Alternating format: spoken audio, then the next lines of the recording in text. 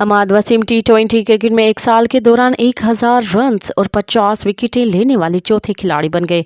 अहमद वसीम टी20 cricket में एक साल के दौरान 1000 रन्स बनाने और 50 विकेटें लेने वाले दुनिया के चौथे खिलाड़ी बन गए। अहमद वसीम से कबल जो खिलाड़ी ये एजाज़ हासिल करने में कामयाब है उनमें केरन पोलार्ड, अजहर महमूद और आंद्रे रसल शामिल है। केरन पोलार्ड ने यह कारनामा 2010, अजहर महमूद ने 2012 और आंद्रे रसल ने 2016 में सरअंजाम दिया।